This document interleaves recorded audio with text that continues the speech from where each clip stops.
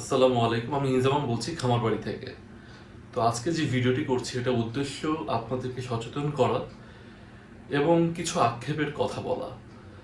বর্তমান সময়ে খুবই চাঞ্চল্যকর তথ্য এবং একটা সংবাদ ছড়িয়ে পড়েছে গোটা বাংলাদেশে, সেটা হচ্ছে 1 কোটি টাকা দামের গরু এবং 15 লক্ষ টাকা দামের ছাগল। এটার বিক্রেতা এবং ক্রেতা উভয় সম্পর্কে কম বেশি আমরা জানি। আমি ক্রেতা সম্পর্কে কিছু না বলে বিক্রেতা সম্পর্কে কিছু বলতে চাচ্ছি। সাদেক অ্যাগ্রো 2010 সালে আনুমানিক বাংলাদেশের মাটিতে তারা অ্যাগ্রো বিজনেসটা শুরু করে। যারা খামারি আছেন তারা জানেন একটা খামার বা একটা ফার্ম, সেটা গরুর হোক, ছাগলের হোক, মুরগির হোক, স্ট্যাবলিশ করতে কতদিন লাগে অথবা খামারটাকে দাঁড়া করাতে কতদিন লাগে। যদি আপনি গরু কিংবা গাভীর খামার করেন, কমপক্ষে 2 থেকে 3 বছর লাগবে আপনার প্রফিটটা পেতে। যখনই বাচ্চাগুলো আসবে, দুধের পরিমাণ বাড়বে বা মাংসের চাহিদা অনুযায়ী পরিমাণ বাড়বে আপনার খামারে, তখন তো অ্যাকচুয়ালি একজন খামারি প্রফিট করে। 2010 সালে যে খামারি খামার শুরু করেছেন, তার খামারে কি করে কোটি টাকার গরু চলে আসে এবং সেটা পেডিগ্রি সে এত বুক ফুলিয়ে কিভাবে বলে। আমি আরেকটা জিনিস আপনাদেরকে জানাতে চাই।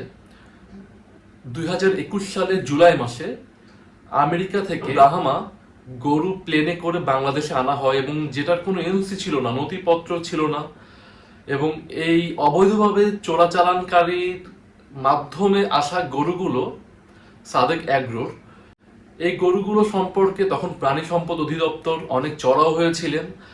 গরুগুলোকে সাভার প্রাণী সম্পদ অধিদপ্তরের ডেয়ারি ফার্মে রাখা হয়েছিল এবং সেখানে একটি গরু মারাও যায়। 18টি গরু সে এনেছে, অর্থাৎ আমদানি মূল্য সে যে কিনে নিয়ে এসেছে তার টোটাল খরচ ছিল মাত্র 34 লাখ টাকা। এই কথাগুলো আমার না, এই কথাগুলো ইন্ডিপেন্ডেন্ট চ্যানেলের, সময় নিউজের এবং অন্যান্য যত অ্যাক্টিভ মিডিয়া ছিল সে সময়কার, তারা এই নিউজটা করেছে। শাহজালাল আন্তর্জাতিক বিমানবন্দরে আবারও আটক হয়েছে আমদানি নিষিদ্ধ 18টি ব্রাহ্মা জাতের গরুর চালান। মার্কিন যুক্তরাষ্ট্র থেকে চার্টার্ড প্লেনে চোরাচালান করে এসব গরু আনার চেষ্টা করেছে রাজধানীর মোহাম্মদপুরের সাদেক অ্যাগ্রো। আমদানির অনুমতি না থাকার কথা স্বীকারও করেছেন আমদানিকারক ইমরান হোসেন। গরুগুলো রাখা হয়েছে প্রাণী সম্পদ অধিদপ্তরের আওতাধীন সাভার ডেইরি ফার্মে। সোমবার শাহজালাল আন্তর্জাতিক বিমানবন্দরে মার্কিন যুক্তরাষ্ট্র থেকে আসে টার্কিশ এয়ারলাইন্সের একটি বিশেষ কার্গো বিমান, যাতে ছিল শুধু বিশেষ ধরনের 18টি গরু খালাস করার জন্য কোনো C&F এজেন্টকে না পেয়ে ঢাকা কাস্টমস হাউস কর্তৃপক্ষকে জানায় বিমানবন্দর কর্তৃপক্ষ। এরপর তৎপর হন কাস্টমস কর্মকর্তারা, উদ্ধার করেন নথিপত্র। এতে দেখা যায় আমদানিকারক মোহাম্মদপুরের সাদেক অ্যাগ্রো। মালিকের দাবি, করোনার কারণে আমদানির অনুমতিপত্র জোগাড় করতে পারেননি। আমদানি মূল্য দেখানো হয়েছে 34 লাখ টাকা। দুধের উৎপাদন কমে যাওয়ার আশঙ্কায় দেশে ব্রাহ্মা জাতের গরুর প্রজনন এবং আমদানি বন্ধ রেখেছে সরকার। এরই মধ্যে সোমবার রাতে হযরত শাহজালাল বিমানবন্দরে নামানো হয় তুর্কি কার্গো বিমানে আমেরিকা থেকে নিয়ে আসা 6টি কাঠের বাক্সে ব্রাহ্মা জাতের 18টি গরু। কাস্টমস কর্তৃপক্ষ সাদেক অ্যাগ্রোর কাছ থেকে আমদানি কোনো কাগজপত্র না পাওয়ায় পশুগুলো হস্তান্তর করে প্রাণী সম্পদ অধিদপ্তরের কাছে। মঙ্গলবার বিমানবন্দর থেকে পশুগুলো নেওয়া হয় সাভারের প্রাণী সম্পদ অধিদপ্তরের কোয়ারেন্টাইনে। সেখানে কাঠের বাক্স কেটে একে একে গরুগুলো বের করা হয়। এর মধ্যে একটি বাক্সে 4টি গরু রাখায় অসুস্থ হয়ে মারা যায় একটি ষাঁড়। অবৈধভাবে এসব গরু আমদানির বিষয়ে অনেকটা দায়িত্ব জ্ঞানহীন বক্তব্যে সাদেক অ্যাগ্রো জানায়, আমেরিকা থেকে না বলেই বুকিং দেওয়া হয়েছে পশুগুলো। বিষয়ে প্রাণী সম্পদ অফিস বলছে, অবৈধভাবে আমদানি করায় মামলা হবে সাদেক অ্যাগ্রোর বিরুদ্ধে। NTRC কমিটির যে সিদ্ধান্ত, সেক্ষেত্রে ব্রাহ্মা আনা পুরো নিষিদ্ধ, কারণ আমরা দুধের উৎপাদন বাড়ানোর চেষ্টা করছি। হঠাৎ করে যদি ম্যাল প্র্যাকটিস হয়, সেখানে যদি ব্রাহ্মার বীজ যায়, সেক্ষেত্রে আমাদের দুধের উৎপাদনে একটা ডিজাস্টার নামতে পারে। তাদের ভাষ্য মতে যদি 34 লাখ টাকা 18টি গরু দাম হয়, তাহলে একটা গরুর দাম আপনি বের করে নেন কত হবে। 1 কোটি টাকা দিয়ে যে গরুটা সে বেচছে, এটাও তো ব্রাহ্মা জাতের। এই গরুটা দেখেন তো, এই ভিডিওর মধ্যে আপনারা খুঁজে পান কিনা। আমি সব ডেসক্রিপশনে রেফারেন্সগুলো দিয়ে দিব, যাতে করে আপনারা বুঝতে পারেন কত বড় বাটপাড়ির মাঝে আমরা বেঁচে আছি এখন।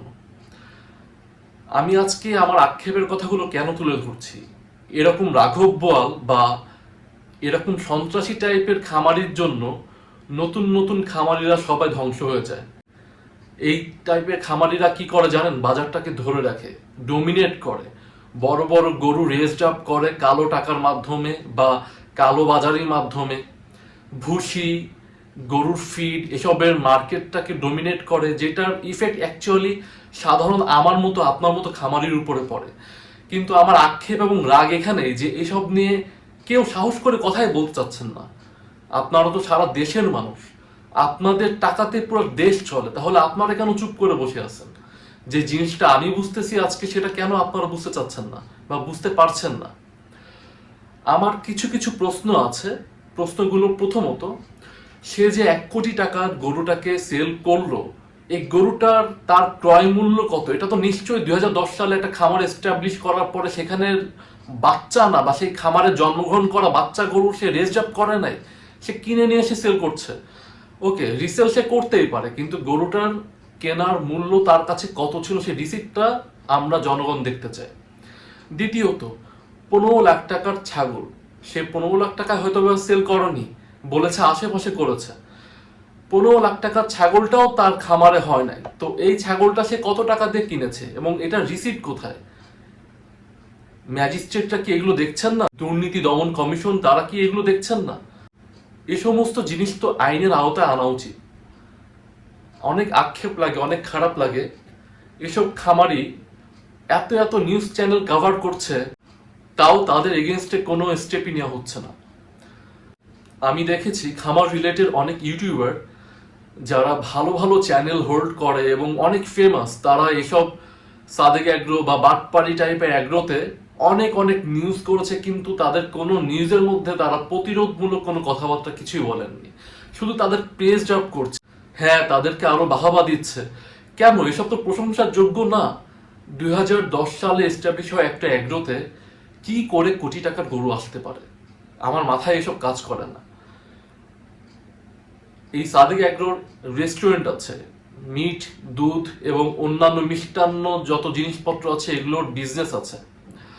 একটা খামার করে কত টাকা প্রফিট করে তারা এই বিজনেস রান করছে, একটা কোশ্চেন থেকে গেল আপনাদের কাছে। হাজার হাজার কোটি টাকার শুধু গরু দেখছি। আমাদের দেশে প্রাণী সম্পদ অধিদপ্তর আয়োজিত ক্যাটেল এক্সপো শুরু হয়েছে। প্রথম থেকে এখন অবধি প্রত্যেকটা এক্সপোতে আমি গিয়েছি, কিন্তু সব থেকে খারাপ যে জিনিসটা লাগে, আমাদের দেশে শাইখ সিরাজ, বাজিদ মোড়ল এমন অনেক স্কলার্স আছেন যারা পশুবিজ্ঞ, অনেক ভালোভাবে মানুষকে বোঝে, গ্রামের মানুষকে বোঝে, সাধারণ খামারিদের কাছে যায়, তারা পর্যন্ত এক্সপোগুলো তারা রান করতে পারছে না, উপস্থাপন করতে পারছে না। আমি শুধু প্রথম এক্সপোতে দেখেছিলাম শাইখ সিরাজ স্যার গিয়েছিলেন এবং উনি ওটা প্রতিনিধিত্ব করছিলেন, উপস্থাপনায় উনি ছিলেন। কিছুক্ষণ পর দেখি এই সাদেক অ্যাগ্রোর ইমরান সাহেব এসে আর একটা মাইক নিয়ে পুরো অনুষ্ঠানটা সে পরিচালিত করে, এবং ওই বছরের পর থেকে এবছর পর্যন্ত ক্যাটেল এক্সপোর্ট প্রত্যেকটা অধিবেশনে তাকে আমরা দেখছি। তার ফার্মের গরুগুলো বেশি করে ডিসপ্লে করা হয়, সব থেকে বড় গরু তার ফার্ম থেকে দেখানো হচ্ছে। ক্যাটেল এক্সপোতে কোনো ইউনিক গরু থাকলে সেটা সাইলেন্টলি তাদের কাছে সেল হয়ে যাচ্ছে। তো এটা তো অ্যাকচুয়ালি ক্যাটেল এক্সপো না। আপনি আমেরিকাতে যান, আপনি বাইরের কান্ট্রিতে দেখেন ক্যাটেল এক্সপোগুলো কি হয়। এক একটা স্টেটে যতগুলো ভালো ভালো খামার বা খামারি আছে, একজন খামারি 10টা গরু থাক, একজনের একটাই গরু থাক, অথবা একজনের 100টা গরু থাক, সবাইকে ইনভাইটেশন দেওয়া হচ্ছে। অথচ আমাদের দেশের এই ক্যাটেল এক্সপোগুলোতে শুধুমাত্র বাটপাড়ি টাইপের যারা খামারি আছেন তাদেরকেই বেশিরভাগ টাইমে ইনভাইটেশন দেওয়া হয় এবং তাদের ক্যাটেলগুলোকে দেখানো হয়। আমি জানি না, একটাই দেশ, প্রত্যেকটা মানুষের রক্ত লাল রঙের, তাহলে এত বৈষম্য কেন? আপনারাই তো বলেন অনেক বড় বড় কথা, দেশের মধ্যে কোনো দুর্নীতি রাখবেন না, কালোবাজারি রাখবেন না, তাহলে এগুলো কি হচ্ছে? এগুলো কি আপনাদের চোখে পড়ে না? আমি জানি না যে কত দিন ধরে আপনারা মুখ বুজে থাকবেন। এসব কথার প্রতিবাদ শুরু হওয়া উচিত। এবং এখন পর্যন্ত কোনো ম্যাজিস্ট্রেট, কোনো ব্যারিস্টার, কেউ এসব খামারিদের এগেনস্টে কোনো স্টেপ নেননি। প্রকাশ্যে আমরা সবাই জানতে পারছি কোটি টাকার গরু, লাখ টাকা ছাগল সেল হচ্ছে, এবং খুবই হাস্যকর। বাংলাদেশের এখন পর্যন্ত এই অবস্থানে নাই যেখানে একটা মানুষ কোটি টাকা দিয়ে গরু কিনবে বা লাখ টাকা, 15 লাখ টাকা দিয়ে একটা ছাগল কিনবে এবং সেটা হালাল উপার্জন করে। হালাল উপার্জন, কুরবানির কথা তো সবাই বলছেন, কুরবানি সবাই দিয়েছেন। আমি ভেবেছিলাম কুরবানি আগে ভিডিওটা দিব, কিন্তু আমি চাচ্ছিলাম যে এটা একটা সুরাহা হোক, এটার এন্ডটা হোক। আফসোসের সাথে বলছি, কোরবানির পরে এখন পর্যন্ত ইস্যুটা কোনো সমাধান হয়নি। কারা কিনেছে, তাদের টাকাটা হালাল কিনা হারাম, এটা দেখা যেমন জরুরি, ঠিক তেমনি কারা এসব জিনিস সেল করছে, তাদের এই রিসেল ভ্যালুটা কত ছিল, বা তারা কোথা থেকে কিনে এনে সেল করছে, এত টাকায় কেন সেল করছে, জিনিসগুলো দেখা জরুরি। আমি লাইক, কমেন্ট, শেয়ার, ভিউ এসবের জন্য ভিডিও করি না। আমি সত্যি কথাটা সমাজের সামনে তুলতে চাই। আমি জানি আমার মতো অনেক সাফারার আছে, অনেক উদ্যোক্তা আছে যারা প্রত্যেকটা স্টেপে ঠ্যাক খায় খায় উঠতেছে বা বাধাগ্রস্ত হয়ে হয়ে উঠতেছে। আমার কথা আজকে একটু এগ্রেসিভ, খারাপ লাগে। আসলে হালাল টাকার উপার্জন করতে কতটা কষ্ট হয় সেটা যদি আপনি সারাদিন একটা ফার্মে পড়ে থাকেন তাহলে আপনি বুঝতে পারবেন। একজন খামারি যদি আজকে 10টা গরু দিয়ে তার খামার শুরু করে, অন্তত 1 বছর লাগবে ওই 10টা গরু থেকে বাছুর পেতে। 10টা গরুর মধ্যে যদি 10টা গরুই বাচ্চা না দেয়, অন্তত 6টা থেকে 8টা বাছুর তো সে পাবে।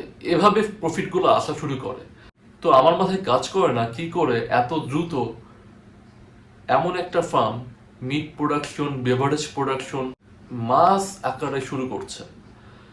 কারণ 2010 সালে শুরু করা খামারের কখনো এত দ্রুত এত প্রফিট হবে না যে আমি গুলশানের মতো জায়গায় রেস্টুরেন্ট খুলে বসি, আমি কোটি কোটি টাকার গরু সেল করি, লাখ লাখ টাকার ছাগল আমি সেলের জন্য প্রকাশ্যে সবার সামনে, ক্যামেরার সামনে সাহসের সাথে বলছি। তো এই সাহসটা 2 রকম হয়। একটা হচ্ছে হালাল ইনকামের, হালাল উপায়ে, আর একটা হচ্ছে হারাম উপায়ে। যখন অনেক পাওয়ার থাকে একজনের ভেতরে, সে ডমিনেট করতে পারবে, তার সাপোর্ট আছে, ব্যাকলিংস আছে, তখন তারা এই জিনিসগুলো করতে পারে। আমি জানি না আমার কথাগুলো আপনাদের কতটা ভালো লাগবে কি খারাপ লাগবে, এটাই বাস্তবতা। বাস্তবতা শুনতে অনেক খারাপ লাগে। আর যত ইউটিউবাররা আছেন যারা এইসব এগ্রোর বড় বড় ভিডিও করছেন, মজা পাচ্ছেন, তাদের চ্যানেলে লাখ লাখ ভিউ হচ্ছে, একটা অনুরোধ, আপনারা একটু বাস্তবতাটা তুলে ধরবার চেষ্টা করবেন। হয়তোবা আপনার চ্যানেলের জন্য অনেক অনেক যুবক, তরুণ উদ্যোক্তা বেঁচে যাবে, বা বাস্তব জিনিসটাকে তারা দেখবে এবং সাহস পাবে হালাল উপায়ে উপার্জন করার জন্য। দিন শেষে একটাই কথা, এভাবে অবৈধভাবে আসা যে গরুগুলোর ক্রয় মূল্য 1,90,000 টাকার মতো হয়, সেগুলো এসব খামারিরা 2 বছর পেলে কোটি টাকায় বিক্রি করে। আমার জন্য দোয়া করবেন, আমার ফার্মের জন্য দোয়া করবেন। আসসালামু আলাইকুম।